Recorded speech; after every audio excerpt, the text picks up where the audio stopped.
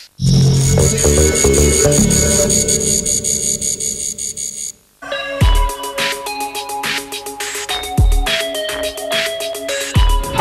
we're Linkin Park. We're here in Salt Lake City, Utah, halfway through our Countdown to Revolution tour. Welcome to the show. We're going to stage now.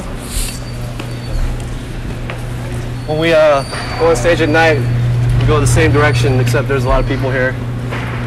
They're all screaming for Mike, because Mike's the heartthrob. They're like, Mike! Right, Chisel?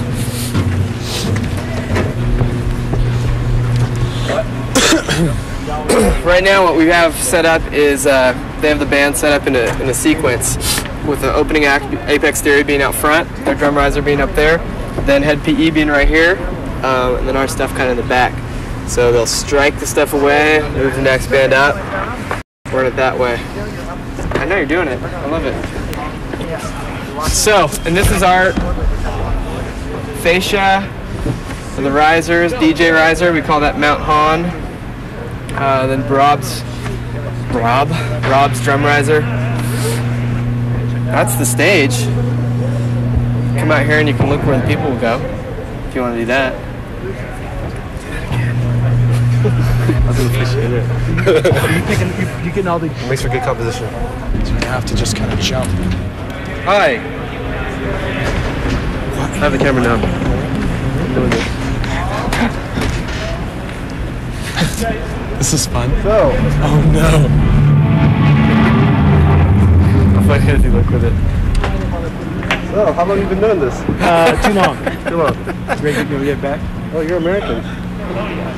My setup is, we got this thing, it's called a MIDI production center, which is a sampler. And basically what it does is it makes noises. So I push the button and it makes a noise. It goes like a speak and spell. Like if I want to spell something with sounds, I'll just go and I'll say what I want to say. I did the same thing with my vinyl. Use this record which I made. Tasty Gas Station Breaks from the Orient. Well, the thing with our band is control is that's the challenge. Everyone's trying to control each other. They're trying to control me. I sometimes try to control them. It's just the battle that we're always going through. The director of the show just called me a wanker. We'll show you some more of this. How should I take that? Do you want to see the drums? Listen, here's what's going on. What we've got is the real drums. Got them, and we've got the fake drums. They don't make any noise. And he's saying, why you have this stupid thing? Because they make noises on the sampler over here. I'm speaking in your language. I'm just trying to relate. It's okay, right?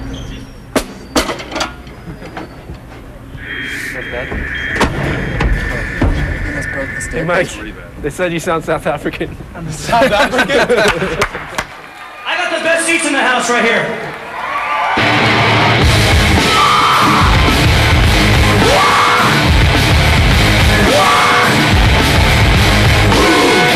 What do I do to ignore them behind me?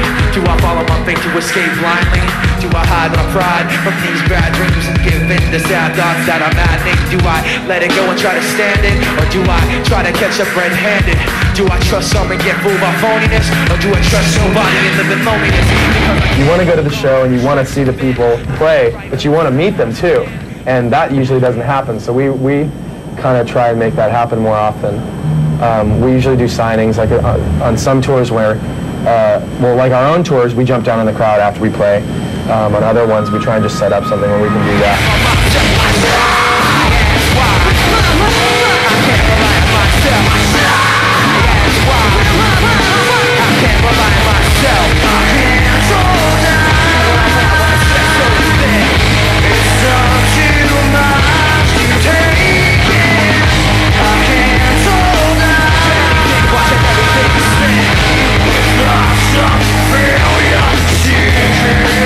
I think the only time we've really officially gone out to celebrate was when we got a record deal.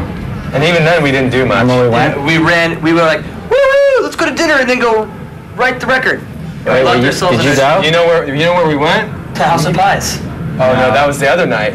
We had two. I guess we had two things. We went to Hooters, which was like a big rock and roll moment.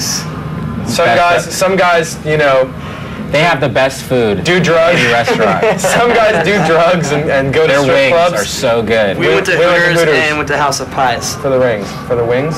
For the wings, yeah, definitely. I think someone, not to name names, was like, hey, we just got a record deal to like our waitress, and they were just like, great. What? Do you want a beer or what? Would you guys like more water? Great. Are you order? And that's when we knew that we'd.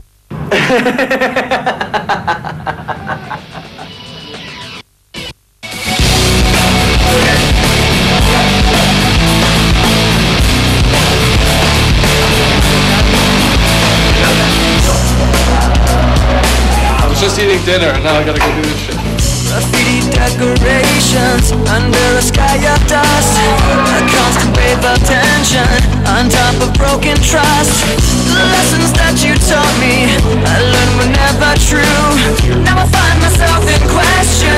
They point the finger at me again. Guilty by association. You point the finger at me again. I wanna run away, never say goodbye. I wanna know the truth instead of wondering. It's like a paranoid looking over my back. It's like a whirlwind inside of my head. It's like I can't stop what I'm hearing within. It's like the face inside is right beneath my skin. You know, when we spoke back in January, you know, you were saying that you wanted to tour Hybrid Theory for at least 12 months, and you wanted to just concentrate solely on that record, and you didn't actually want to think about doing another album. Obviously, you know, you have been thinking about the next record. Well, as far as working on it right now, what we're doing is we're setting up a studio in the back of our bus. We did that on last tour. We're going to do that. This is becoming really common, right? I mean, I've spoken to a few bands recently who want to record on the road, but they say it's not easy. Oh, yeah, but their studios are nothing compared to ours. Right. Ours is much bigger and much more elaborate. Well, we're really, I mean, we're really into working with like computer-based recording equipment, and I think we stay pretty on top of it, like as far as the technology. It's like a paranoid looking over my back. It's like a whirlwind inside of my head. It's like I can't stop what I'm hearing within. It's like the face inside is right beneath the skin. It's like a paranoid. There must be a concern at the moment with you guys when you think what's going to happen when we stop, because you've been, you know, working constantly on on making Linkin Park a success for years, and the last 12 months have been, you know, an incredible amount of touring worldwide. There's got to be a time when you actually have to go back home and think about buying a house or buying a sofa or doing something to put down some roots. Do you know what I mean? That's why I have a wife. She does all that for me, so I don't have to think about it. I was talking to him though. Oh, sorry. No, I know what you mean, but you know what I'm saying. I'll just shut up. You know, just I'll just shut up. I'll sit over here. On our time off, I'm gonna wake up every morning in my apartment. Gonna be really funny. By myself. It's gonna be hilarious. And I'm gonna pretend like I'm playing a concert for a lot of people, but it's really just gonna be me. You jest though, man. I've met a musician who's done that before for a week at 9 p.m. and actually walked into his living room going, okay, did he set the amps up? Showtime for a week just to try and actually sort his head out. One of the things I think that's really helped you guys out in the last 12 months, apart from the fact that you can play and you can write, is the fact that you give a shit about your fans, and you genuinely do. It's not this kind of like, oh, I give a shit, but I'm not going to sign your autograph, or I'm not going to have my photo taken with you, but I care. You know, you genuinely, you know, you stick around, you try and meet as many people as you can, but that must take its toll. I don't think it takes its toll. I think it's really rewarding to be able to go out and sign